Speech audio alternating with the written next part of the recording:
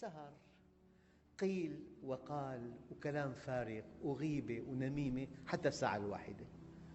في معظم الأيام تفوته صلاة الفجر، وإذا إنسان فاتته صلاة الفجر كمن بال الشيطان في أذنه. وفي حديث يقول عليه الصلاة والسلام: إذا صليتم الفجر فلا تناموا عن طلب أرزاقكم، فإن هذه الأمة قد بورك لها في بكورها. أيها الإخوة الكرام، هذه بنود 7 في زيادة الرزق. من هذه الأسباب قراءة القرآن الكريم. وقد يعجب السامع: ما علاقة قراءة القرآن الكريم بزيادة الرزق؟ يقول عليه الصلاة والسلام: البيت الذي يقرأ فيه القرآن يكثر خيره ويوسع على أهله وتحضره الملائكة وتهجره الشياطين. هل هناك أوضح من ذلك؟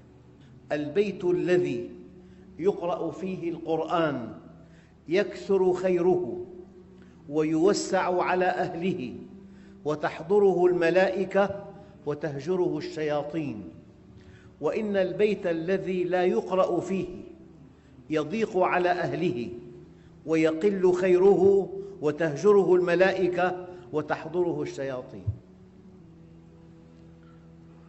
إنك إذا قرأت القرآن الكريم اقتربت من الله، وإذا اقتربت منه اقتربت من طاعته، وإذا أطعته كافأك بسعة الرزق. وعن أنس رضي الله عنه عن النبي صلى الله عليه وسلم أنه قال: إن القرآن غنى لا فقر بعده ولا غنى دونه. إن القرآن غنى لا فقر بعده ولا غنى دونه. وروى الإمام الغزالي قصة أن رجلاً لازم باب عمر رضي الله عنه، ضاق به زرعاً، قال: يا هذا، هاجرت إلى عمر أم إلى الله؟ هذه مشكلة تقع في كل وقت.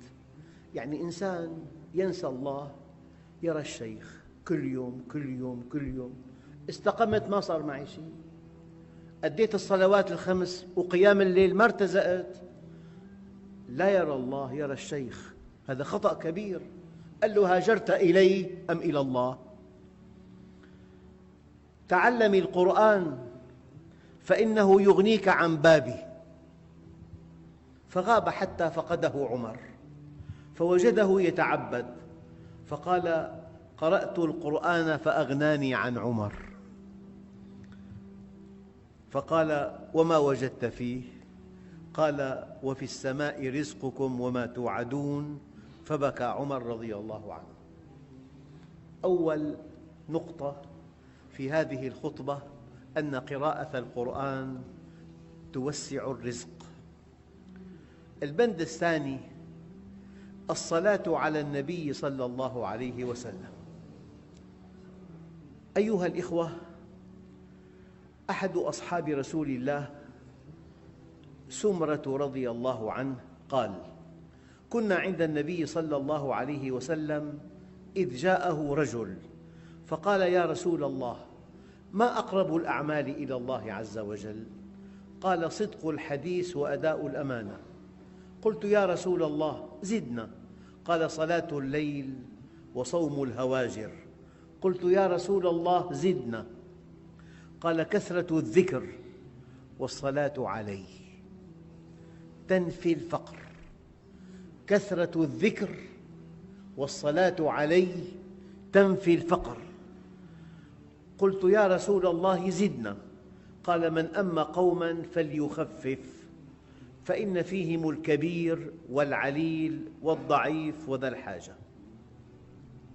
وفي حديث آخر يقول عليه الصلاة والسلام: من قرأ القرآن وحمد الرب وصلى على النبي صلى الله عليه وسلم فقد طلب الخير من مكامنه.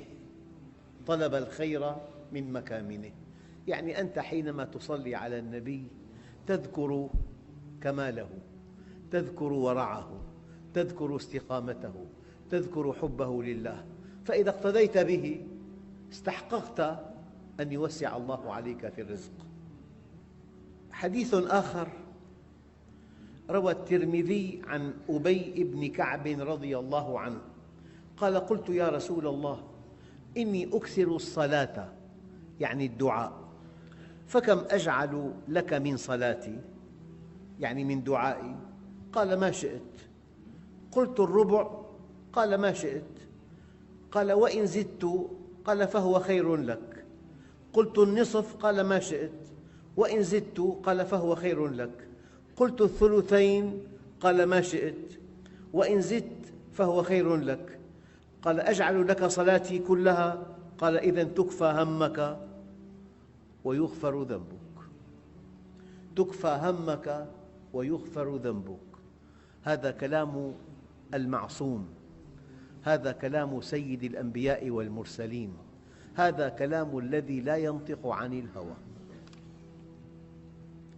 أيها الإخوة، في مفهوم سلبي كي ترضى بالرزق، قال: ذكر الموت. مر النبي صلى الله عليه وسلم بمجلس من مجالس الأنصار، رآهم يمزحون ويضحكون، طبعاً مزاحاً بريئاً ومشروعاً، لكنه أراد أن يعظهم. قال: أكثروا ذكر هادم اللذات، فإنه لم يكن في كثير إلا قلله، ولا في قليل إلا كثره. أنت حينما تفكر أن نهاية الحياة الموت، وأنه ينتقل المرء من القصر إلى القبر،